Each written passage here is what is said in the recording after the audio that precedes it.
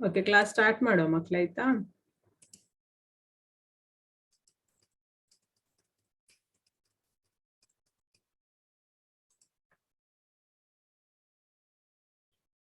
ಇತಿಹಾಸದ 2ನೇ ಪಾಠ ನಾವಿವತ್ತು ನೋಡ್ಲಿಕ್ಕಿರುವಂತದ್ದು ಇತಿಹಾಸದ 2ನೇ ಪಾಠವನ್ನ.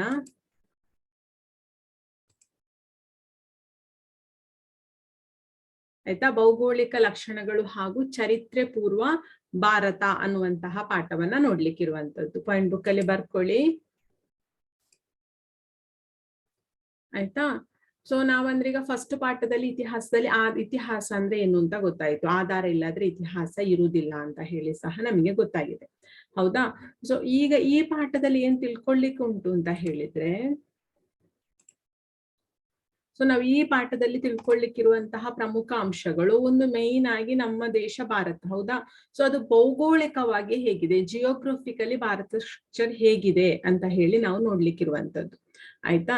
ನೆಕ್ಸ್ಟ್ ನಾವು ನೋಡ್ಲಿಕ್ಕಿರುವಂತದ್ದು ಏನು ಅಂತ ಹೇಳಿದ್ರೆ, ಭಾರತವನ್ನೊಂದು ಉಪಖಂಡ ಅಥವಾ ಪರ್ಯಾಯ ದ್ವೀಪ ಅಂತ ಹೇಳಿ ಕರಿತೇವೆ. ಸೊ ಯಾಕೆ ಕರಿತೇವೆ, ಸೊ ಪರ್ಯಾಯ ದ್ವೀಪ ಅಂದ್ರೆ ಏನು, ಉಪಖಂಡ ಅಂದ್ರೆ ಏನು ಅನ್ನೋದನ್ನ ನಾವು ಇದರಲ್ಲಿ ತಿಳ್ಕೊಳ್ಳಿಕ್ಕೆ ಇರುವಂತದ್ದು.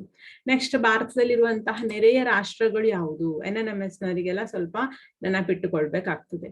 ನೆಕ್ಸ್ಟ್ ಭಾರತ ಸೇರಿ ಮಾನವನ ಚರಿತ್ರೆಯ ಅಂದ್ರೆ ಈಗ ಚರಿತ್ರೆ ಒಂದು ಅವಧಿಯಿಂದ ಸ್ಟಾರ್ಟ್ ಆಗಿದೆ. ಸೊ ಹಾಗಾದ್ರೆ ಅದಕ್ಕಿಂತ ಮುಂಚೆ ನಮಗೆ ಒಂದು ಕಾಲಘಟ್ಟದಿಂದ ನಮಗೆ ಇನ್ಫಾರ್ಮೇಶನ್ ಉಂಟು ಮಾನವನ ಬಗ್ಗೆ. ಸೊ ಹಾಗಾದ್ರೆ ಅದಕ್ಕಿಂತ ಮುಂಚೆ ಕೆಲವು ಮಾನವನ ಜೀವನದ ಶೈಲಿಯ ವಿಚಾರಗಳು ಹೇಗಿದ್ದಿರಬಹುದು ಅಂತ ಹೇಳುವಂತಹ ವಿಚಾರ. ಸೊ ನೆಕ್ಸ್ಟ್ ಕೆಲವು ಯುಗಗಳನ್ನು, ಚರಿತ್ರೆ ಪೂರ್ವ ಕಾಲಘಟ್ಟದಲ್ಲಿನ ಶಿಲಾಯುಗಗಳನ್ನ ನೋಡ್ಲಿಕ್ಕೆ ಇರುವಂತದ್ದು. ಸೊ ಇದಿಷ್ಟು ನಾವು ಈ ಪಾಠದಲ್ಲಿ ತಿಳ್ಕೊಳ್ಳಿಕ್ಕಿರುವಂತಹ ಅಂಶಗಳನ್ನು ಒಂದೊಂದನ್ನೇ ನೋಡ್ತಾ ಹೋಗುವ, ಏನೆಲ್ಲ ವಿಷಯಗಳು ಉಂಟು ಅಂತ ಹೇಳಿ ನೋಡ್ತಾ ಹೋಗುವಂತದ್ದು.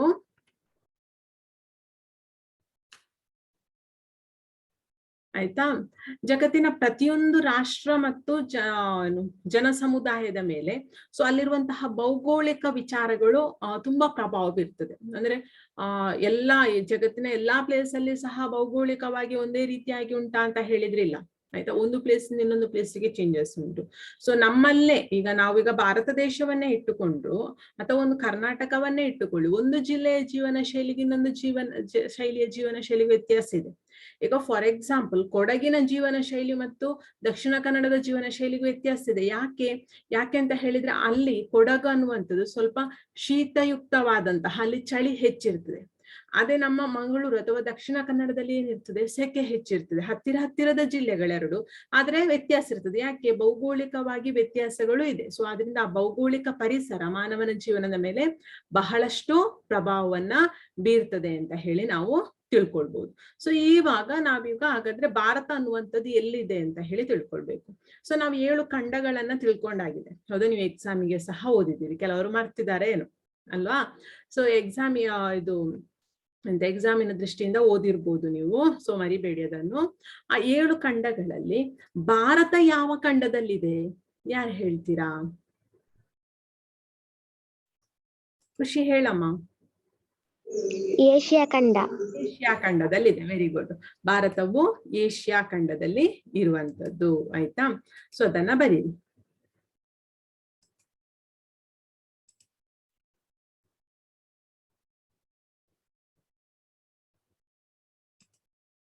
ಧನ್ಯಂಜಿ, ನಾನು NNMS ಸೋಷಿಯಲ್ ಎಕ್ಸಾಮ್ ಮಾಡ್ತೇನೆ. ಆಯ್ತಮ್ಮ? ಈ ವಾರದ ಹೇಳಲಿಕ್ಕಿದ್ದೆ, ನೆಕ್ಸ್ಟ್ NNMS ಕ್ಲಾಸ್ ಅಲ್ಲಿ ಹೇಳುವ ಅಂತ ಸುಮ್ಮನೆ ಅಲ್ಲಿ. ಆಯ್ತಾ? ಗೂಗಲ್ ಫಾರ್ಮ್ ಅಲ್ಲಿ ಎಕ್ಸಾಮ್ ಮಾಡ್ತೇನೆ. ಓಕೆ, ಈ ಅಂಶವನ್ನು ನಾನು ಹೇಳಿದ್ದೇನೆ ಆಲ್ರೆಡಿ.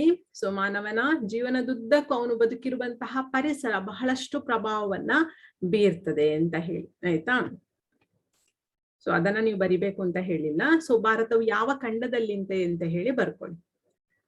ಭಾರತವು ಏಷ್ಯಾ ಖಂಡದ ದಕ್ಷಿಣದಲ್ಲಿರುವಂತಹ ವಿಶಾಲವಾದಂತಹ ಒಂದು ರಾಷ್ಟ್ರ.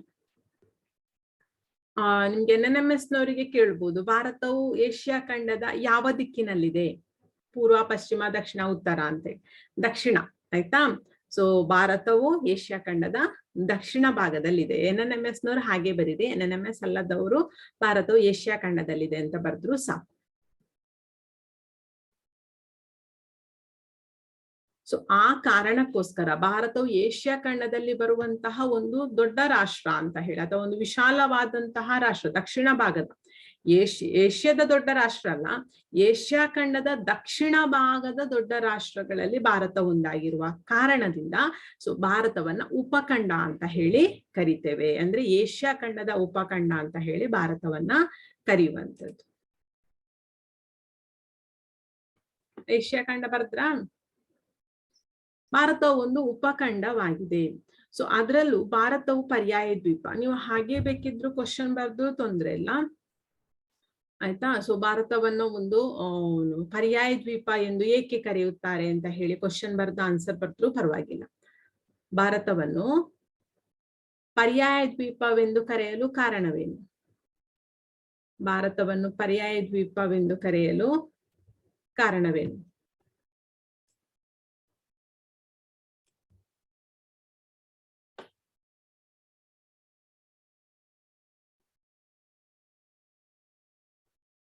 ಅದು ಉಪಖಂಡವಾಗಿದೆ ಅಂತ ಹೇಳಿ ಅಲ್ಲ, ಪರ್ಯಾಯ ದ್ವೀಪ ಅಂತ ಹೇಳಿ ಆಗ್ಬೇಕು. ತಪ್ಪನ್ನು ಬರಿಬೇಡಿ.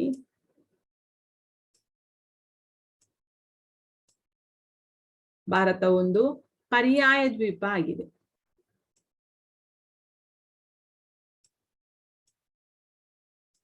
ಆಗುದಿಲ್ಲ ಮಕ್ಕಳ ಮೌಸಲ್ಲಿ ಬರಲಿಕ್ಕೆ, ಆಯ್ತಾ. ಬರೀರಿ ನೀವು, ಪರ್ಯಾಯ ದ್ವೀಪ ಗೊತ್ತುಂಟಲ್ಲ, ಸುಲಭ ಬರಲಿಕ್ಕೆ.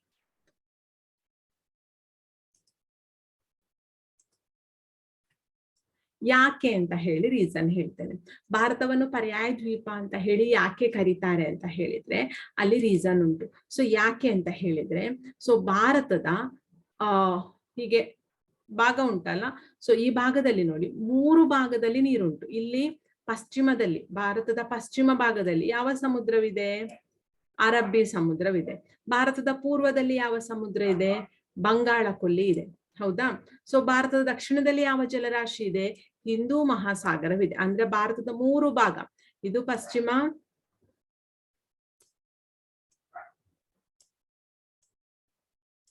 ಆಯ್ತಾ. ನಾವಿರುವಂತದ್ದು ಪಶ್ಚಿಮದಲ್ಲಿ, ಇಲ್ಲಿರುವಂತಹ ಘಟ್ಟ ಪ್ರದೇಶ ಪಶ್ಚಿಮ ಘಟ್ಟ. ನೆಕ್ಸ್ಟ್ ಈಗ ನಿದ್ದೆ ಪಾಠದಲ್ಲಿ ಉಂಟು ನಿಮಗೆ. ಸೊ ಇದು ಪೂರ್ವ ಭಾಗ, ಪೂರ್ವದಲ್ಲಿರುವಂತಹ ಜಲರಾಶಿ ಬಂಗಾಳ ಕೊಲ್ಲಿ, ಹೌದಾ. ಸೊ ದಕ್ಷಿಣದಲ್ಲಿ ಹಿಂದೂ ಮಹಾಸಾಗರ, ಆಯ್ತಾ. 3 ಕಡೆ ನೀರಿದೆ, ಪಶ್ಚಿಮ, ಪೂರ್ವ ಮತ್ತು ದಕ್ಷಿಣ 3 ಭಾಗದಲ್ಲಿ ಸಹ ಭಾರತವು ನೀರಿನಿಂದ ಆವರಿಸಿದೆ. ಸೊ ಈ ಭಾಗ, ಈ ಮೇಲಿನ ಭಾಗ, ಉತ್ತರ ಭಾಗದಲ್ಲಿ ಏನಿದೆ? ಭೂಭಾಗ ಇದೆ, ಹೌದಾ. ಉತ್ತರದಲ್ಲಿ ಭೂಭಾಗ ಇದೆ. ಇಲ್ಲಿ ನೆರೆಯ ರಾಷ್ಟ್ರಗಳಿದೆ, ಪಾಕಿಸ್ತಾನ, ಅಫ್ಘಾನಿಸ್ತಾನ, ಇಲ್ಲಿ ಚೀನಾ ಇದೆ. ಅದಕ್ಕಿಂತ ಮುಂಚೆ ಇಲ್ಲಿ ಏನಿದೆ? ಯಾವ ಘಟ್ಟಗಳ ಸಾಲಿದೆ? ಇಲ್ಲಿರುವಂತಹ ಘಟ್ಟಗಳ ಸಾಲು ಯಾವುದು? ಯಾವ ಪರ್ವತವಿದೆ ಇಲ್ಲಿ ಉತ್ತರದಲ್ಲಿ?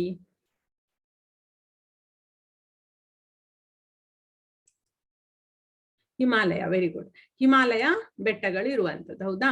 ಅಂದ್ರೆ ಭಾರತವು 3 ಭಾಗದಲ್ಲಿ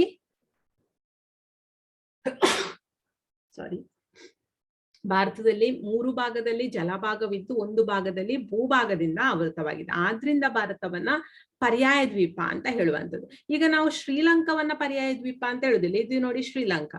ಶ್ರೀಲಂಕಾದ ಸುತ್ತಲೂ ಸಹ ಏನುಂಟು? ನೀರಿನಿಂದ ಆವೃತವಾಗಿದೆ, ಹೌದಾ.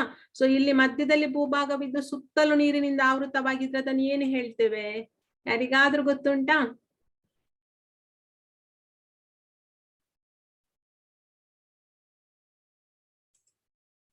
ಹಾ, ದ್ವೀಪ. Very good. ಆರ್ಯರೈ ಮೆಸೇಜ್ ಹಾಕಿದ್ದು. ಸೊ ಶ್ರೀಲಂಕಾ ಒಂದು ದ್ವೀಪ, ಭಾರತ ಪರ್ಯಾಯ ದ್ವೀಪ, ಆಯ್ತಾ. ಶ್ರೀಲಂಕಾ ಒಂದು ದ್ವೀಪ. ಯಾಕೆ ಶ್ರೀಲಂಕಾ ಒಂದು ದ್ವೀಪ? ಅದು ಮಧ್ಯದಲ್ಲಿ ಭೂಭಾಗವಿದ್ದು ಸುತ್ತಲೂ ನೀರಿನಿಂದ ಆವೃತವಾಗಿದೆ. ಆದ್ರಿಂದ ಶ್ರೀಲಂಕಾ ಒಂದು ದ್ವೀಪ, ಭಾರತ ಒಂದು ಪರ್ಯಾಯ ದ್ವೀಪ. ಇದನ್ನ ನಾನು ನಿಮಗೆ ಫಸ್ಟ್ ಕ್ಲಾಸ್ ಅಲ್ಲಿ ಎಕ್ಸ್ಪ್ಲೈನ್ ಮಾಡಿದ್ದೆ ಅಲ್ವಾ? ಹೌದು. ಸೊ ಈಗ ಆನ್ಸರ್ ಬರೀರಿ. ಆಗ ಬರ್ದ ಕ್ವಶನ್ಗೆ ಈಗ ಆನ್ಸರ್ ಬರಿಬೇಕು. ಭಾರತವು 3 ಕಡೆನಿಂದ ನೀರಿನಿಂದ ಸುತ್ತುವರಿಯಲ್ಪಟ್ಟಿರುವುದರಿಂದ ಮತ್ತು 1 ಕಡೆ ಭೂಭಾಗದಿಂದ ಸುತ್ತುವರಿಯಲ್ಪಟ್ಟಿರುವುದರಿಂದ ಭಾರತವನ್ನು ಒಂದು ಪರ್ಯಾಯ ದ್ವೀಪವೆಂದು ಕರೆಯುತ್ತಾರೆ ಅಂತ ಬರೀರಿ. ಕಾಣ್ತದಲ್ಲ?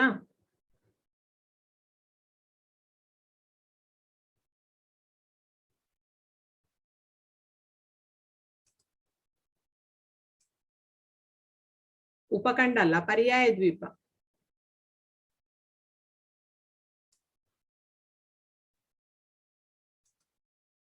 ಭಾರತವು 3 ಕಡೆಯಿಂದ ನೀರಿನಿಂದ ಸುತ್ತುವರಿಯಲ್ಪಟ್ಟಿರುವುದರಿಂದ ಸಾರಿ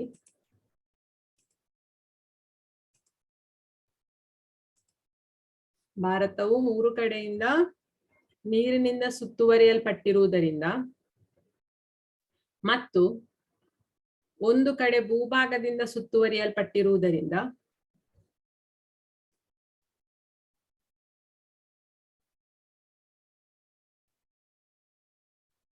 ಅಲ್ಲಿ ಬೇಕಿದ್ರೆ ನಿಮ್ಗೆ ಆ ವರ್ಡ್ ಸರಿ ಅನಿಸ್ಲಿಲ್ಲ ಅಂದ್ರೆ ಆವೃತ ಅಂತ ಹೇಳಿ ಸಹ ಬರೀಬಹುದು.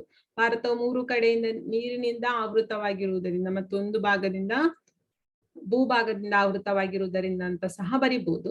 ನಿಮ್ಮ ಚಾಯ್ಸ್. ಆನ್ಸರ್ ಅಂದ್ರೆ ವರ್ಡ್ ಚೇಂಜ್ ಮಾಡ್ಬೋದು. ಅಲ್ಲಿದ್ದಾಗೆ ಬರೆದ್ರೂ ಪ್ರಾಬ್ಲಮ್ ಇಲ್ಲ.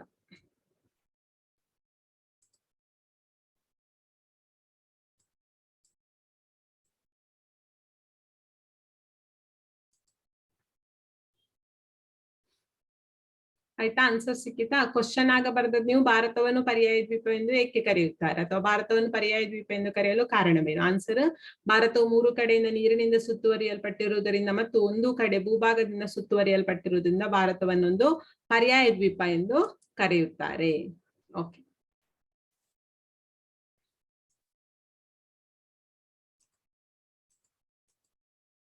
ಆಯ್ತು ಅಂತ ಹೇಳಿದ್ದು, ಹಾಗೆ ಚೇಂಜ್ ಮಾಡಿದ್ದು. ಓಕೆ, ಸೊ ಈಗ ನಮಗೆ ಭಾರತ ಒಂದು ಪರ್ಯಾಯ ದ್ವೀಪ ಅಂತ ಹೇಳಿ ಗೊತ್ತಾಯ್ತು. ದಕ್ಷಿಣದಲ್ಲಿ 3 ಜಲಭಾಗ ಸಹ ಗೊತ್ತಾಯ್ತು, ದಕ್ಷಿಣ ಮತ್ತು ಪೂರ್ವ ಪಶ್ಚಿಮದಲ್ಲಿ. ಯಾವುದೆಲ್ಲ? ಪಶ್ಚಿಮದಲ್ಲಿ ಅರಬ್ಬಿ ಸಮುದ್ರ. ನೆನಪಿಟ್ಟುಕೊಳ್ಳಿ ಮಕ್ಕಳೇ, ಕನ್ಫ್ಯೂಸ್ ಮಾಡಿಕೊಳ್ಬೇಡಿ. ಪಶ್ಚಿಮದಲ್ಲಿ ಅರಬ್ಬಿ ಸಮುದ್ರ, ಪೂರ್ವದಲ್ಲಿ ಬಂಗಾಳ ಕೊಲ್ಲಿ, ದಕ್ಷಿಣದಲ್ಲಿ ಹಿಂದೂ ಮಹಾಸಾಗರ. ಆಯ್ತಾ? 3 ನೆನಪಿಟ್ಟುಕೊಳ್ಬೇಕು.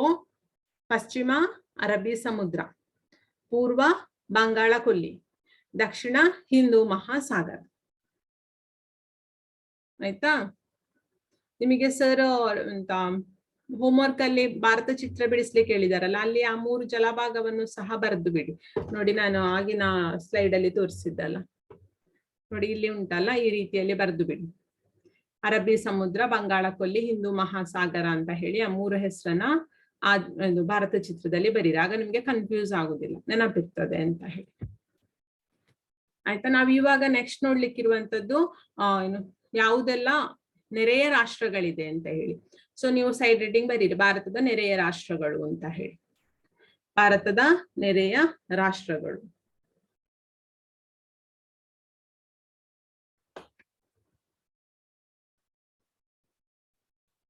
ಸೊ ಯಾವುದೆಲ್ಲ ನೆರೆಯ ರಾಷ್ಟ್ರಗಳನ್ನು ಭಾರತ ಒಳಗೊಂಡಿದೆ ಅಂತ ಹೇಳಿ. ಆಯ್ತಾ? ಒಂದೊಂದೇ ಬರಿತಾ ಹೋಗಿ. ಪಾಕಿಸ್ತಾನ ನಾನು ಎಲ್ಲಿದೆ ಅಂತ ಹೇಳಿ ಇಲ್ಲಿ ಚಿತ್ರದಲ್ಲಿ ಉಂಟು, ಕಾಣ್ತದಾ? ನೋಡಿ ಇಲ್ಲಿ, ಇದು ಪಾಕಿಸ್ತಾನ. ಪಾಕಿಸ್ತಾನ ಆಯ್ತಾ? ನೆಕ್ಸ್ಟ್ ಅಫ್ಘಾನಿಸ್ತಾನ.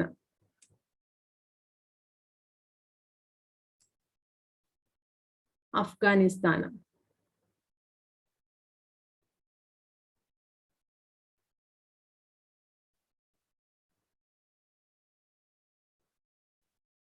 ಅಫ್ಘಾನಿಸ್ತಾನ ಆಯ್ತಾ? ಚೀನಾ. ಚೀನಾ.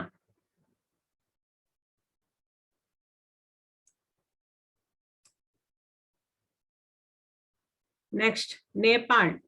ನೇಪಾಳ. ನೇಪಾಳ.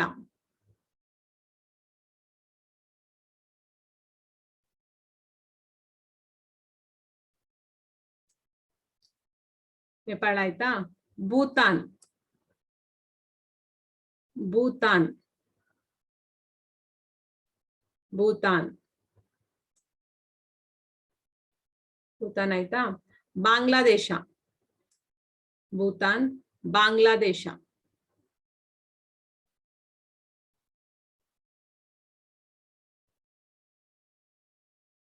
ಬಾಂಗ್ಲಾದೇಶ ಮತ್ತು ಮಯನ್ಮಾರ್. ಮತ್ತು ಮಯನ್ಮಾರ್.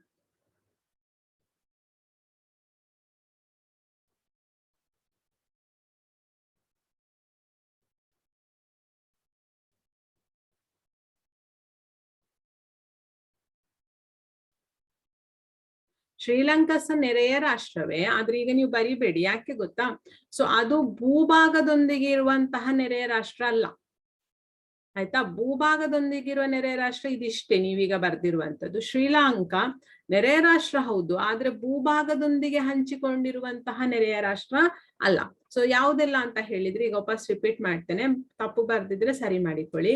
ಪಾಕಿಸ್ತಾನ, ಅಫ್ಘಾನಿಸ್ತಾನ, ಚೀನಾ, ನೇಪಾಳ್, ಭೂತಾನ್, ಬಾಂಗ್ಲಾದೇಶ, ಮಯನ್ಮಾರ್.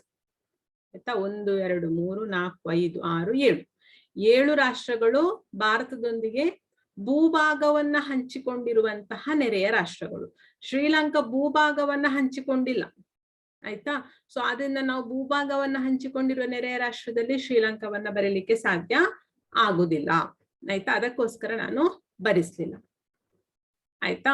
ಸೊ ಇನ್ನೊಂದು ನಿಮ್ಗೆ ಈಗ ಟೆಕ್ಸ್ಟ್ ಬುಕ್ ಅಲ್ಲಿ ನಾನು ಈ ವರ್ಷದ್ದು ಟೆಕ್ಸ್ಟ್ ಬುಕ್ ಅನ್ನೇ ಡೌನ್ಲೋಡ್ ಮಾಡಿ ನಿಮಗೆ ಮಾಡಿರುವಂತದ್ದು. ಸೊ ಅದರಲ್ಲಿ ಸ್ವಲ್ಪ ಸರಿ ಇಲ್ಲ ಕೆಲವು ಮಾಹಿತಿಗಳು ನೋಡಿ. ನಿಮ್ಗೆ ಈಗ ಸಿಕ್ಕಿದ ಟೆಕ್ಸ್ಟ್ ಬುಕ್ ಅಲ್ಲಿ ಚೇಂಜಸ್ ಉಂಟಾ ನೋಡಿಕೊಳ್ಳಿ, ಆಯ್ತಾ? ಇಲ್ಲ ಅಂದ್ರೆ ನಿಮ್ಗೊಂದು ಈಗ ವರ್ಕ್ ಉಂಟು. ಸೊ ಏನು ಅಂತ ಹೇಳಿದ್ರೆ, ನಂಗೆ ಸೋಮವಾರದ ಕ್ಲಾಸ್ ಅಲ್ಲಿ ನೀವು ಹೇಳ್ಬೇಕು ಏನು, ಪ್ರಸ್ತುತ ಇರುವಂತಹ ಭಾರತದ ಒಟ್ಟು ರಾಜ್ಯಗಳು, ಪ್ರಸ್ತುತ ಇರುವಂತಹ ಭಾರತದ ಒಟ್ಟು ರಾಜ್ಯಗಳು. ಇನ್ನೊಂದು ಕ್ವಶನ್, ಪ್ರಸ್ತುತ ಇರುವ ಭಾರತದ ಒಟ್ಟು ಕೇಂದ್ರಾಡಳಿತ ಪ್ರದೇಶ. ನೀವಲ್ಲಿ ಬರ್ದಿಡಿ. ಇವಾಗ ನೆರೆಯ ರಾಷ್ಟ್ರ ಬರ್ದ್ರ, ನೆರೆಯ ರಾಷ್ಟ್ರ ಅಂತ ಬರ್ದ ಮೇಲೆ ಕೆಳಗೆ ಬರೀರಿ ಭಾರತದ ಒಟ್ಟು ರಾಜ್ಯಗಳು, ಭಾರತದ ಒಟ್ಟು ರಾಜ್ಯಗಳು ಡ್ಯಾಶ್, ಭಾರತದ ಒಟ್ಟು ರಾಜ್ಯಗಳು ಡ್ಯಾಶ್.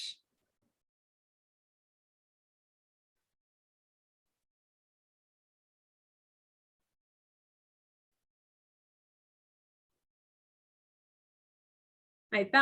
ಭಾರತದ ಒಟ್ಟು ಕೇಂದ್ರಾಡಳಿತ ಪ್ರದೇಶ ಡ್ಯಾಶ್, ಭಾರತದ ಒಟ್ಟು ಕೇಂದ್ರಾಡಳಿತ ಪ್ರದೇಶ ಡ್ಯಾಶ್. ಲೀಸ್ಟ್ ಮಾಡಿ ಹೇಳಿದ್ರೆ ಇನ್ನು ಉತ್ತಮ. ಯಾವುದೆಲ್ಲ ನೆರೆಯ ಇದು ರಾಜ್ಯ, ಯಾವುದೆಲ್ಲ ಕೇಂದ್ರಾಡಳಿತ ಪ್ರದೇಶ ಅಂತ ಹೇಳಿ ನೀವು ಬೇಕಿದ್ರೆ ಪಾಯಿಂಟ್ ಬುಕ್ ನ ಲಾಸ್ಟ್ ಪೇಜ್ ಅಲ್ಲಿ, ಆ ನೋಟ್ಸ್ ನ ಲಾಸ್ಟ್ ಪೇಜ್ ಅಲ್ಲಿ ಸಹ ಅದನ್ನ ಲೀಸ್ಟ್ ಮಾಡಿದ್ರೆ ತುಂಬಾ ಒಳ್ಳೇದು, ನೋ ಪ್ರಾಬ್ಲಮ್. ಅದನ್ನು ನೀವು ಒಂದು ಹೋಮ್ ವರ್ಕ್ ಆಗಿ ಸಹ ಮಾಡ್ಬೋದು, ಆಯ್ತಾ? ಸೊ ಬಟ್ ನಂಗೆ ನಂಬರ್ಸ್ ಅಂತೂ ಬೇಕೆ. ಇದು ಹೋಮ್ ವರ್ಕ್ ನಿಮಗೆ, ಇವತ್ತಿನ ಸೋಷಿಯಲ್ ಹೋಮ್ ವರ್ಕ್ ಇದು, ಆಯ್ತಾ? ಎಲ್ರು ಮಾಡಿಡಿ. ನಾನು ನೆಕ್ಸ್ಟ್ ಮಂಡೇ ಕ್ಲಾಸ್ ಅಲ್ಲಿ ಕೇಳ್ತೇನೆ. ರಜೆಯಲ್ಲಿ ಕ್ಲಾಸ್ ಮಾಡ್ತೇನೆ ಮಕ್ಳೇ. ಇತ್ತು ಕ್ಲಾಸ್ ಇಲ್ಲದ್ರೆ NNMS ಕ್ಲಾಸ್ ಇದ್ದೇ ಇರ್ತದೆ, ಆಗ್ಬೋದಲ್ಲ? ಬ್ಯುಸಿ ಇದ್ರೆ ರಜೆ ದಿನದಲ್ಲಿ ಮಾಡುದಿಲ್ಲ, ಅಂದ್ರೆ ಗವರ್ಮೆಂಟ್ ಹಾಲಿಡೇಸ್ ಎಲ್ಲ ಇದೆಯಲ್ಲ, ಆ ದಿನ ಮಾಡುದಿಲ್ಲ, ಆಯ್ತಾ? ಸೊ ಆ ದಿನ ಬಿಟ್ಟು ಉಳಿದ ದಿನ ಮಾಡ್ತೇನೆ.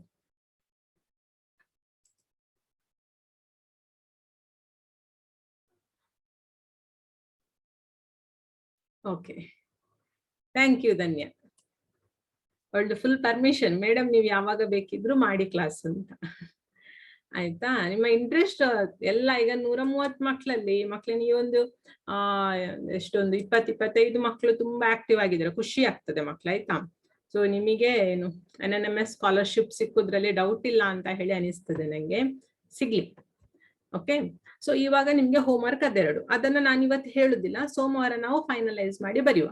ಎಷ್ಟುಂಟು, ಯಾರಿಗೆ ಎಷ್ಟೆಷ್ಟು ಸಿಗ್ತದೆ, ಯಾರಿಗೆ ಎಷ್ಟೆಷ್ಟು ಹುಡುಕುವಾಗ ಎಷ್ಟೆಷ್ಟು ಸಿಗ್ತದೆ ಅಂತ ಹೇಳಿ ನೋಡಿ ನಾಳ್ದು ಬರೆಯುವ, ಆಗ್ಬೋದಾ? ಸರಿ, ಅದನ್ನೆರಡನ್ನ ಇವಾಗ ಬ್ಲಾಂಕ್ ಬಿಡಿ, ಆಯ್ತಾ? ಅಟ್ಲೀಸ್ಟ್ ಇದು ಗೊತ್ತುಂಟಾ, ಭಾರತದ ರಾಜಧಾನಿ ಯಾವುದು? Which is the capital city of India? Which is the capital city of India? Meenakshi ಹೇಳಮ್ಮ. ಡೆಲ್ಲಿ. ಡೆಲ್ಲಿ ಅಥವಾ ದೆಹಲಿ, ಆಯ್ತಾ? ಅದನ್ನೊಂದು ಬರೀರಿ. ಭಾರತ ರಾಷ್ಟ್ರ ರಾಜಧಾನಿ ಅಥವಾ ಭಾರತದ ರಾಜಧಾನಿ ದೆಹಲಿ, ಅದನ್ನ ರಾಷ್ಟ್ರ ರಾಜಧಾನಿ ಅಂತ ಸಹ ಹೇಳ್ತಾರೆ, ಅಥವಾ ರಾಜಧಾನಿ, ಭಾರತದ ರಾಜಧಾನಿ ಅಂತ ಸಹ ನಾವು ಹೇಳ್ಬಹುದು, ಆಯ್ತಾ? ಸೊ ಭಾರತ 2 ರೀತಿಯ ಗಡಿಗಳನ್ನ ಹೊಂದಿದೆ. ನಾನು ಹೇಳಿದ್ದೇನೆ, ಉತ್ತರದಲ್ಲಿ ಭೂಭಾಗ ಇರುವಂತದ್ದು, ದಕ್ಷಿಣದಲ್ಲಿ ಜಲಭಾಗ ಅಂತೇಳಿ. ಆಗ ಭಾರತಕ್ಕೆ ಭೂಗಡಿಯೂ ಸಹ ಉಂಟು, ಜಲಗಡಿಯೂ ಸಹ ಉಂಟು. ಸೊ ಆದ್ರಿಂದ ಭಾರತಕ್ಕೆ ಏನು ಭೂಸೇನೆ ಮಾತ್ರ ಸಾಕಾಗುದಿಲ್ಲ.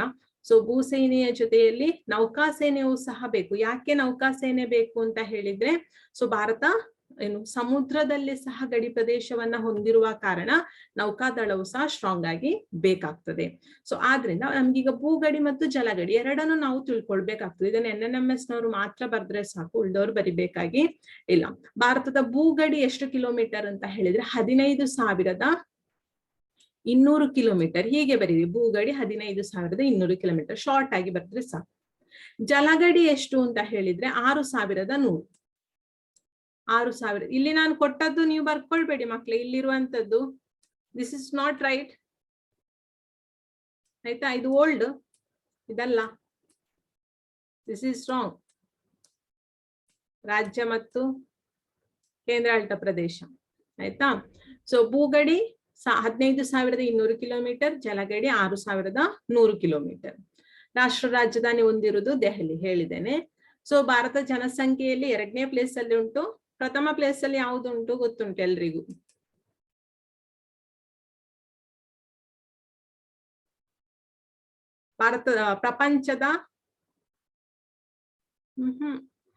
ಪ್ರಪಂಚದ ಹೈಯೆಸ್ಟ್ ಪಾಪ್ಯುಲೇಷನ್ ಇರುವಂತಹ ದೇಶ ಮಕ್ಕಳೇ China. Very good Ramya, America ಅಲ್ಲಮ್ಮ, ಚೀನಾ ಆಯ್ತಾ. ಸರಿ Madhura, very good. Okay, so first place ಅಲ್ಲಿ ಚೀನಾ ಇದ್ರೆ ಸೆಕೆಂಡ್ ಪ್ಲೇಸ್ ಅಲ್ಲಿ ಭಾರತ ಇರುವಂತದ್ದು ಪಾಪ್ಯುಲೇಷನ್ ಅಲ್ಲಿ.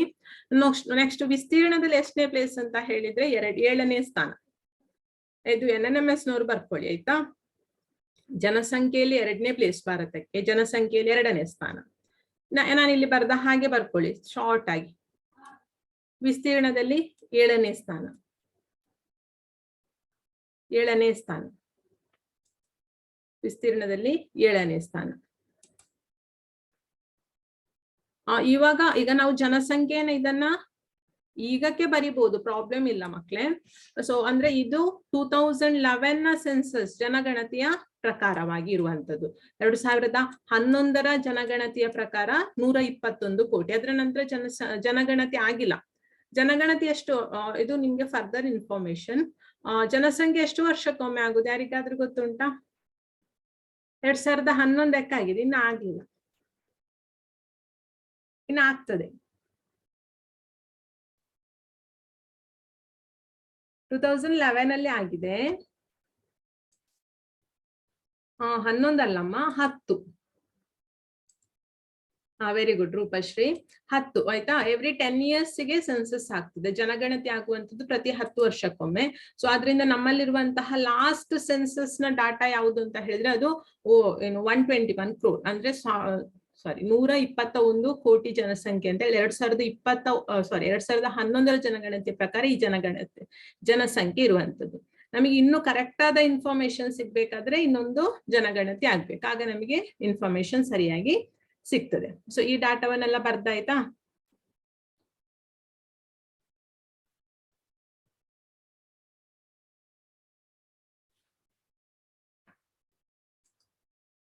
ಓಕೆ, ನೆಕ್ಸ್ಟ್ ನೋಡುವ ನಾವು.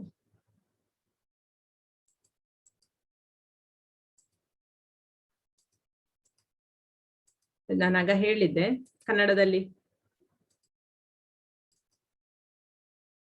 ಓಕೆ, ಸೊ ಇವಾಗ ನಾವು ಭೌಗೋಳಿಕವಾಗಿ ಭಾರತ ಹೇಗಿದೆ ಅಂತ ಹೇಳಿ ನಮಗೆ ಗೊತ್ತಾಗ್ಬೇಕು, ಹೌದಾ. ಭೌಗೋಳಿಕವಾದ ಲಕ್ಷಣಗಳು ಏನೆಲ್ಲ ಉಂಟು, ನೆರೆಯದ್ದು ಮತ್ತೆ ಟೋಟಲ್ ಮೆಜರ್ಮೆಂಟ್, ವಿಸ್ತೀರ್ಣ ಅದೆಲ್ಲ ನಾವು ತಿಳ್ಕೊಂಡೆವು, ಹೌದಾ. ಸೊ ಇವಾಗ ನಮಗೆ ಏನೇನಿದೆ, ಭಾರತದ ಒಳಗಡೆ ಏನೇನಿದೆ ಅನ್ನುವಂಥದ್ದು ನಮಗೆ ಗೊತ್ತಾಗ್ಬೇಕು.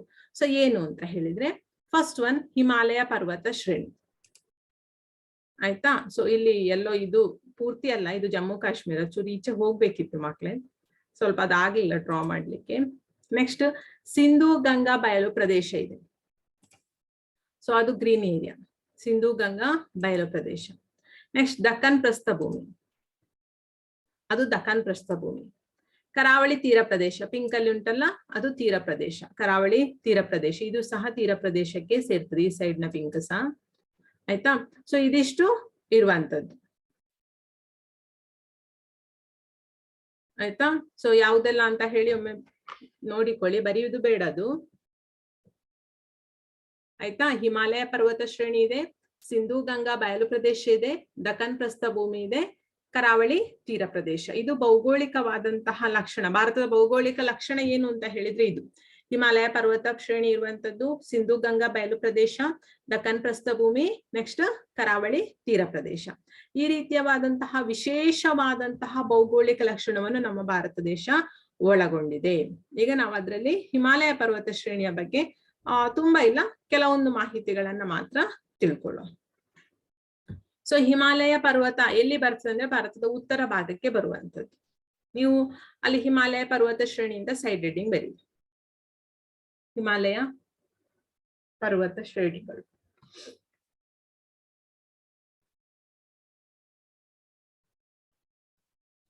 ಸೊ ಇದು ಈ ಭಾರತದ ಉತ್ತರ ಭಾಗದಲ್ಲಿ ಕಂಡು ಬರುವಂತಹ ಹಿಮಾಲಯ ಪರ್ವತ ಶ್ರೇಣಿ ಏನಿದೆ, ಸೊ ಅದು ಏನು ಅಂತ ಹೇಳಿದ್ರೆ ಬಹಳಷ್ಟು ವಿಶೇಷವಾದದ್ದು. ಜಗತ್ತಿನಲ್ಲಿ ಅತ್ಯಂತ ಎತ್ತರವಾದಂತಹ ಶಿಖರಗಳನ್ನ ಒಳಗೊಂಡಿರುವಂತಹ ಪರ್ವತ ಶ್ರೇಣಿಯಲ್ಲಿ ಹಿಮಾಲಯ ಬಹಳ ಉನ್ನತ ಸ್ಥಾನದಲ್ಲಿ ಇದೆ, ಆಯ್ತಾ. ಸೊ ಇದು ಭಾರತಕ್ಕೆ ರಕ್ಷಣೆಯನ್ನು ಒದಗಿಸ್ತದೆ. ನೀವು ಹೀಗೆ ಹಿಮಾಲಯದ ಏನು ಇಂಪಾರ್ಟೆನ್ಸ್ ಏನು ಅಂತ ಹೇಳಿ ಕೇಳಿದ್ರೆ ಸೊ ನೀವು ಅದನ್ನ ಬರೀಬಹುದು. ಏನು ಭಾರತಕ್ಕೆ ರಕ್ಷಣೆಯನ್ನು ಒದಗಿಸ್ತದೆ, ಭಾರತವನ್ನ ಕಾಪಾಡ್ತದೆ ಎಲ್ಲಾ ರೀತಿಯಿಂದ. ಏನು ವಿದೇಶಿಯರ ದಾಳಿಯಿಂದ ರಕ್ಷಣೆ ಮಾಡ್ತದೆ. ಅಷ್ಟು ಮಾತ್ರ ಅಲ್ಲದೆ ಸೊ ಉತ್ತರದಿಂದ ಬೀಸುವಂತಹ ಏನು ಮಾರುತಗಳನ್ನ ತಡೀತದೆ ಪರ್ವತ ಶ್ರೇಣಿಗಳು, ಆಯ್ತಾ. ಸೊ ಅದು ಹೇಗೆ ಅಂತ ಹೇಳಿದ್ರೆ ಫಾರ್ ಎಕ್ಸಾಂಪಲ್, ಸೊ ನೋಡಿ ಈ ರೀತಿಯಲ್ಲಿ ಹಿಮಾಲಯ ಪರ್ವತ ಶ್ರೇಣಿ ಇದೆ ಅಂತ ನಾ ಇಲ್ಲಿ ಡ್ರಾ ಮಾಡ್ತೇನೆ. ಇದು ಸುಲಭ, ಆಯ್ತಾ. ಸೊ ನೋಡಿ ಇಲ್ಲಿಂದ ಇಲ್ಲಿ ಹಿಮಾಲಯ ಪರ್ವತ ಶ್ರೇಣಿಗಳಿದೆ ಅಂತ ಹೇಳಿ ಉಂಟು, ಹೌದಾ. ಈ ರೀತಿಯಲ್ಲಿ ಪರ್ವತ ಶ್ರೇಣಿಗಳು ಉಂಟು.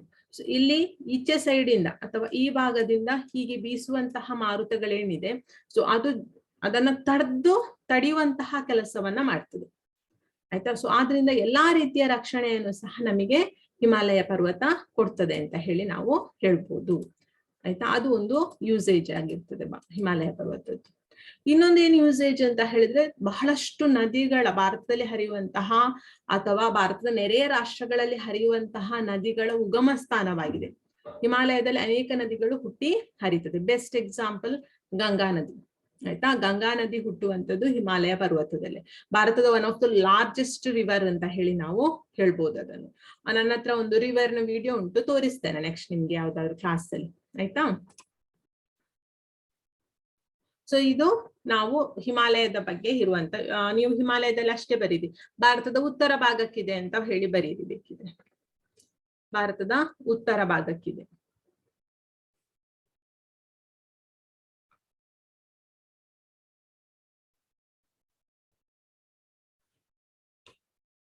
ನೆಕ್ಸ್ಟ್ ವಾಯುವ್ಯ ಭಾಗದಲ್ಲಿ ಏನಿದೆ ಅಂತ ಹೇಳಿದ್ರೆ, ಆಯ್ತಾ. ವಾಯುವ್ಯ ಭಾಗದಲ್ಲಿ ಒಂದು ಸಾಧಾರಣ ಹಿಮಾಲಯ ಪರ್ವತದ ಒಂದು ಇದೇ ಆಗ್ತದೆ, ಆಯ್ತಾ. ಉತ್ತರಕ್ಕಿದೆ ಅಂತ ಹೇಳಿ ಬರ್ದ್ರ. ಸೊ ವಾಯುವ್ಯ ಭಾರತದಲ್ಲಿನ ಬೋಲಾನ್ ಮತ್ತು ಖೈಬರ್ ಕಣಿವೆಗಳ ಮೂಲಕವೇ ದಾಳಿಗಳು ಸಂಭವಿಸಿದೆ. ಇಷ್ಟರ ತನಕ ಭಾರತಕ್ಕೆ ದಾಳಿಗಳು ಯಾವುದ್ರ ಮೂಲಕ ಸಂಭವಿಸಿದ್ದು ಅಂತ ಹೇಳಿದ್ರೆ ಬೋಲಾನ್ ಮತ್ತು ಖೈಬರ್ ಕಣಿವೆಗಳ ಮೂಲಕ. ಸೊ ಇದೊಂದು ನಿಮ್ಗೆ ಏನು 1 marks ಗೆ ಕೇಳ್ಬೋದು ಮಕ್ಳೇ, ಆಯ್ತಾ. ಸೊ ಆದ್ರಿಂದ ಇದನ್ನಿಷ್ಟನ್ನ ನೀವು ಬರ್ಕೊಳ್ಳಿ. ಇದನ್ನಿಷ್ಟನ್ನು ಭಾರತದ ಮೇಲೆ ವಿದೇಶಿಯರ ದಾಳಿಗಳು ಬೋಲಾನ್ ಮತ್ತು ಖೈಬರ್ ಕಣಿವೆ. ಆ ಬೋಲಾನ್ ಮತ್ತು ಖೈಬರ್ ಕಣಿವೆಗೆ ಅಂಡರ್ಲೈನ್ ಮಾಡಿ. ಬೋಲಾನ್ ಮತ್ತು ಖೈಬರ್ ಕಣಿವೆ ಇದೆಲ್ಲ ಅದಕ್ಕೆ ಅಂಡರ್ಲೈನ್ ಮಾಡಿ.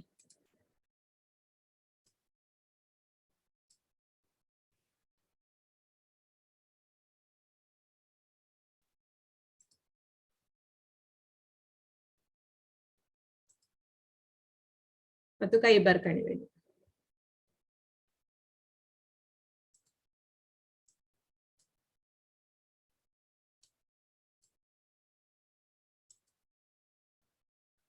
ಅಂದ್ರೆ ಇದಕ್ಕಿಂತ ಮುಂಚೆ ವಿದೇಶಿಯರ ದಾಳಿಗಳು ಅನೇಕ ಆಗಿದೆಲ್ಲ, ಅದು ಯಾವ ಒಂದು ಕಣಿವೆಗಳ ಮೂಲಕ ಆದ್ದು ಅಂತ ಹೇಳಿದ್ರೆ ಬೋಲಾನ್ ಮತ್ತು ಖೈಬರ್ ಕಣಿವೆ. ಇಂಪಾರ್ಟೆಂಟ್ ಅಂತ ಹೇಳಿ ಟಿಕ್ ಮಾಡಿ,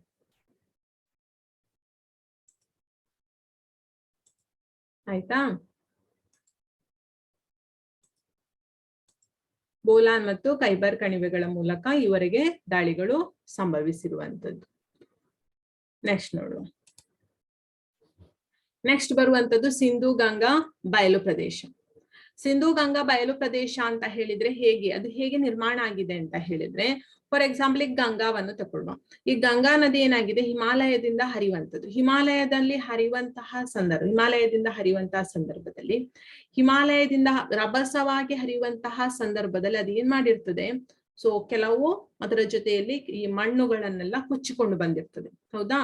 ಸೊ ಅದಕ್ಕೆ ಏನ್ ಹೇಳ್ತೇವೆ ನಾವು, ಸವಿಸ್ತಾ ಇರುವಂತದ್ದು, ಹೌದಾ. ಸವೆತ ಕಾರ್ಯ ಭೂನಗ್ನೀಕರಣದಲ್ಲಿ ನಾವು ಕಲ್ತಿದ್ದೇವೆ, ಹೌದಾ. ಅದನ್ನ ಸವಿಸ್ತದೆ, ಸವೆತ ಕಾರ್ಯವನ್ನು ಮಾಡ್ತದೆ. ನೆಕ್ಸ್ಟ್ ಸಾಗಾಣಿಕೆ ಕಾರ್ಯವನ್ನು ಸಹ ಮಾಡ್ತದೆ, ಆಯ್ತಾ. ಸಾಗಿಸಿಕೊಂಡು ಬಂದು ಈ ಗ್ರೀನ್ ಏರಿಯಾದಲ್ಲಿ ಕಾಣ್ತದಲ್ಲ, ಸೊ ಅಲ್ಲಿ ಏನ್ ಮಾಡಿದೆ, ಸಂಚಯನ ಮಾಡಿಬಿಟ್ಟಿದೆ, ಅಲ್ಲಿ ತಂದು ಹೊತ್ತು ಹಾಕಿದೆ. ಸೊ ಆ ಕಾರಣದಿಂದ ಅಲ್ಲಿ ಬಯಲು ಪ್ರದೇಶ ಅನ್ನುವಂಥದ್ದು ನಿರ್ಮಾಣ ಆಗಿದೆ. ಅದನ್ನೇ ನಾವು ಸಿಂಧೂ ಗಂಗಾ ಬಯಲು ಪ್ರದೇಶ. ಅದು ಬಹಳಷ್ಟು ಫಲವತ್ತಾದಂತಹ ಭೂಮಿ, ಭಾರತದ ಹೆಚ್ಚಿನವಾದಂತಹ ಒಂದು ಕೃಷಿಯ ಫಲ ಬರುವಂತಹ ಒಂದು ಭೂಮಿ ಇದೇ ಭಾಗದಲ್ಲಿ ಇರುವಂತದ್ದು, ಆಯ್ತಾ. ಬಹಳಷ್ಟು ಫಲವತ್ತಾದಂತಹ ಒಂದು ಪ್ರದೇಶ ಇದಾಗಿದೆ. ನೆಕ್ಸ್ಟ್ ಸಿಂಧು ವೇದ ಕಾಲದ ನಾಗರಿಕತೆಗಳು ಉಗಮ ಆದದ್ದು ನಮಗೆ ನೆಕ್ಸ್ಟ್ ಪಾಠದಲ್ಲಿ ಬರ್ತದೆ. ಸಿಂಧು ನಾಗರಿಕತೆಗಳು ಅಂತ ಹೇಳಿ ನಾವು ಕಲೀಲಿಕ್ಕುಂಟು, ಆಯ್ತಾ, ಭಾರತದ ಪ್ರಾಚೀನ ನಾಗರಿಕತೆಗಳಲ್ಲಿ. ಸೊ ಅದೆಲ್ಲವೂ ಸಹ ಈ ಪ್ರದೇಶದಲ್ಲೇ ನಮಗೆ ಸಿಕ್ಕಿರುವಂತದ್ದು. ಈ ಫಲವತ್ತಾದ ಪ್ರದೇಶದ ಮೇಲೆ ಹಿಡಿತ ಸಾಧಿಸಲು ಅನೇಕ ಯುದ್ಧಗಳಾಗಿದೆ. ಅಂದ್ರೆ ಯಾಕೆ, ತುಂಬಾ ಫಲವತ್ತಾದಂತಹ ಭೂಮಿ ಅಲ್ಲ, ಆ ಕಾರಣದಿಂದಾಗಿ ಸೊ ಇಲ್ಲಿ ಬಹಳಷ್ಟು ಆ ಪ್ರದೇಶವನ್ನು ಆಕ್ರಮಿಸಲಿಕ್ಕೆ ಬಹಳಷ್ಟು ಯುದ್ಧಗಳನ್ನು ನಾವು ಇತಿಹಾಸದಲ್ಲಿ ನೋಡ್ಲಿಕ್ಕೆ ಸಾಧ್ಯ ಉಂಟು. ಈ ಪ್ರದೇಶದ ಮೇಲೆ ಹಿಡಿತ ಸಾಧಿಸಿದವರು ಏನಾಗಿದ್ರು ಅಂತ ಹೇಳಿದ್ರೆ ಚಕ್ರಾಧಿಪತಿಗಳು ಆಗಿದ್ರು. ಅವರನ್ನು ಚಕ್ರವರ್ತಿ ಅಂತ ಹೇಳ್ತಾ ಇದ್ರು. ಯಾಕೆ, ಬಹಳಷ್ಟು ಭೂಮಿ ಫಲವತ್ತಾದ ಕಾರಣ ಆ ಒಂದು ರಾಜ ಬಹಳಷ್ಟು ಸಂಪದ್ಭರಿತವಾಗಿ ರಾಜ್ಯವನ್ನ ಆಳ್ಲಿಕ್ಕೆ ಮಾಡ್ತಾ ಇದ್ದ. ಆದ್ರಿಂದ ಅವನನ್ನ ಚಕ್ರಾಧಿಪತಿ ಅಂತ ಹೇಳಿ ಕರಿತಾ ಇದ್ರು. ನೀವು ಇಷ್ಟೇ ಬರೀರಿ, ಪಾಯಿಂಟ್ ಬರೀಲಿಕ್ಕೆ ಸಿಂಧೂ ಗಂಗಾ ಬಯಲು ಪ್ರದೇಶ ಅಂತ ಹೇಳಿ ಬರೆಯುವುದು. ಸಿಂಧೂ ಗಂಗಾ ಬಯಲು ಪ್ರದೇಶ ಡ್ಯಾಶ್ ಆಗಿ ಅತ್ಯಂತ ಫಲವತ್ತಾದ ಪ್ರದೇಶ ಅಷ್ಟು ಬರೆದ್ರೆ ಸಾಕು. ಅತ್ಯಂತ ಫಲವತ್ತಾದ ಪ್ರದೇಶ.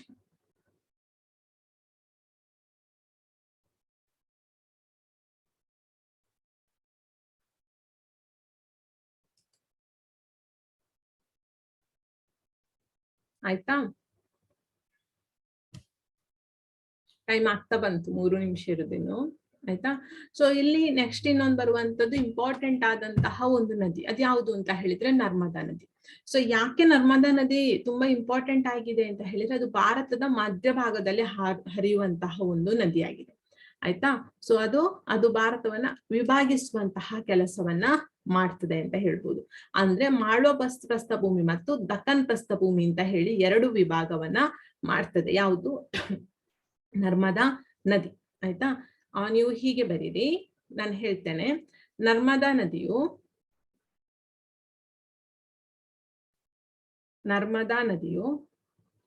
ಮಾಳ್ವಾ ಪ್ರಸ್ಥಭೂಮಿ ಮತ್ತು ಮಾಳ್ವಾ ಪ್ರಸ್ಥಭೂಮಿ ಅಂತ ಬರೆದು ಉತ್ತರ ಅಂತ ಬರೀರಿ ಬ್ರಾಕೆಟ್ ಅಲ್ಲಿ. ಮಾಳ್ವಾ ಪ್ರಸ್ಥಭೂಮಿ ಅಂತ ಬರೆದು ಬ್ರಾಕೆಟ್ ಅಲ್ಲಿ ಉತ್ತರ, ಅಂದ್ರೆ ಮಾಳ್ವಾ ಪ್ರಸ್ಥಭೂಮಿ ಉತ್ತರ ಭಾರತದಲ್ಲಿ ಇರುವುದು. ನರ್ಮದಾ ನದಿಯು ಮಾಳ್ವಾ ಪ್ರಸ್ಥಭೂಮಿ ಬ್ರಾಕೆಟ್ ಅಲ್ಲಿ ಉತ್ತರ, ಬ್ರಾಕೆಟ್ ಕ್ಲೋಸ್,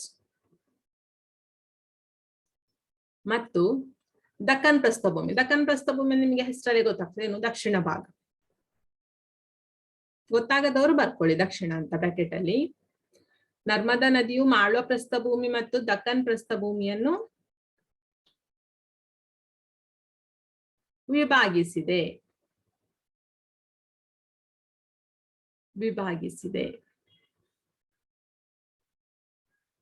ಅಂದ್ರೆ ಇದು ಭಾರತದ ಮಧ್ಯಭಾಗದಲ್ಲಿ ಹರಿಯುತ್ತದೆ, ಆಯ್ತಾ. ಭಾರತದ ಮಧ್ಯಭಾಗದಲ್ಲಿ ನರ್ಮದಾ ನದಿ ಹರಿಯುವ ಕಾರಣ ಅದು 2 ಪಾರ್ಟ್ ಮಾಡ್ತದೆ, 2 ಡಿವೈಡ್ ಆಗಿ ಮಾಡ್ತದೆ ಭಾರತವನ್ನು. ಮಾಳ್ವಾ ಪ್ರಸ್ಥಭೂಮಿ ಮತ್ತು ದಕ್ಕನ್ ಪ್ರಸ್ಥಭೂಮಿ. ದಕ್ಕನ್ ಅಂದ್ರೆ ಪಶ್ಚಿಮದಲ್ಲಿ ಇರುವಂತದ್ದು, ಮಾಳ್ವಾ ಅಂತ ಹೇಳಿದ್ರೆ ಉತ್ತರದ ಎತ್ತರ ಪ್ರದೇಶವನ್ನು ನಾವು ಮಾಳ್ವಾ ಪ್ರಸ್ಥಭೂಮಿ ಅಂತ ಹೇಳುದು. ಉತ್ತರದ ಎತ್ತರದ ಪ್ರದೇಶವನ್ನು ನಾವು ಮಾಳ್ವಾ ಪ್ರಸ್ಥಭೂಮಿ ಅಂತ ಹೇಳ್ತೇವೆ. ಸೊ ಆ ರೀತಿಯಲ್ಲಿ 2 ಮಾಳ್ವಾ ಪ್ರಸ್ಥಭೂಮಿ ಮತ್ತು ದಕ್ಕನ್ ಪ್ರಸ್ಥಭೂಮಿಯನ್ನು ವಿಭಾಗಿಸುವ ನದಿ ಯಾವುದು ಅಂತ ಹೇಳಿ ಕೇಳಿದ್ರೆ ನರ್ಮದಾ ನದಿ. NNMS ನವರು ನೋಟ್ ಮಾಡಿಕೊಳ್ಬೇಕು ಅದನ್ನು, ಆಯ್ತಾ. ಈ ಮಾಳ್ವಾ ಪ್ರಸ್ಥಭೂಮಿ ಮತ್ತು ದಕ್ಕನ್ ಪ್ರಸ್ಥಭೂಮಿಯನ್ನು ವಿಭಾಗಿಸುವಂತಹ ನದಿ ಯಾವುದು ಅಂತ ಹೇಳಿ ಕೇಳ್ಬಹುದು. ಸೊ ಅದು ನರ್ಮದಾ ನದಿಯಾಗಿ ಇರ್ತದೆ, ಆಯ್ತಾ. ನೋಡಿ ಇಲ್ಲಿ ಮಿಡ್ಲಲ್ಲಿ ಹರಿತದಲ್ಲ, ಅದು ಇಲ್ಲಿ ನೋಡಿ. ಆಯ್ತಾ. ನೋಡಿ ಇದು ದಕ್ಕನ್ ಪ್ರಸ್ಥಭೂಮಿ ಅಂತ ಹೇಳಿ ಇಲ್ಲಿ ಕೊಟ್ಟಿದಾರಲ್ಲ. ಸೊ ಇಲ್ಲಿ ಹರಿಯುವಂತದ್ದು ನರ್ಮದಾ ನದಿ. ಸೊ ಇದು ಮೇಲೆ ಉತ್ತರ ಭಾಗ, ದಕ್ಷಿಣ ಭಾಗ, ಅಥವಾ ಭಾರತವನ್ನು ಉತ್ತರ ಮತ್ತು ದಕ್ಷಿಣವಾಗಿ ವಿಭಾಗಿಸುವ ನದಿ ಯಾವುದು ಅಂತ ಕೇಳಿದ್ರು ಸಹ ದ ಆನ್ಸರ್ ಸೇಮ್. ಅದು ಯಾವುದು ಅಂತ ಹೇಳಿದ್ರೆ ಅದು ನರ್ಮದಾ ನದಿಯೇ ಆನ್ಸರ್ ಆಗಿರ್ತದೆ. ಓಕೆ, ನೆಕ್ಸ್ಟ್ ದಕ್ಕನ್ ಪ್ರಸ್ಥಭೂಮಿಯ ಬಗ್ಗೆ ಇರುವಂತಹ ಕೆಲವೊಂದು ಮಾಹಿತಿಯನ್ನ ನಾವು ನೆಕ್ಸ್ಟ್ ಕ್ಲಾಸ್ ಅಲ್ಲಿ ನೋಡುವ. ಟೈಮ್ ಆಗ್ತಾ ಬಂತು, ಇವತ್ತು ಕಂಟಿನ್ಯೂ ಮಾಡೋದಿಲ್ಲ, ಯಾಕೆಂದ್ರೆ NNMS ಉಂಟಲ್ಲ ವಾಪಸ್ ನಿಮಗೆ 12 ಗಂಟೆಗೆ. ಆ ಕಾರಣದಿಂದ ಈ ಕ್ಲಾಸ್ ಇಲ್ಲಿ ಎಂಡ್ ಮಾಡ್ತೇನೆ. ಮೇ ಬಿ ನೆಕ್ಸ್ಟ್ ಕ್ಲಾಸ್ಗೆ ಈ ಪಾಠ ಮುಗೀತದೆ ಮಕ್ಕಳೇ. ಆಲ್ಮೋಸ್ಟ್ ಟ್ರೈ ಮಾಡುವ ನೆಕ್ಸ್ಟ್ ಕ್ಲಾಸ್ಗೆ ಈ ಪಾಠವನ್ನ ಮುಗಿಸ್ಲಿಕ್ಕೆ, ಸ್ವಲ್ಪ ಸ್ಪೀಡ್ ಮಾಡಿ. ಆಯ್ತಾ? Thank you.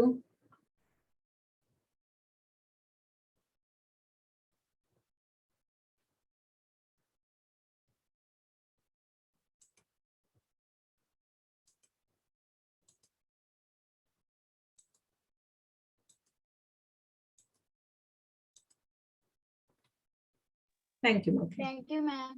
Thank you. Welcome. Thank you, ma'am. Welcome.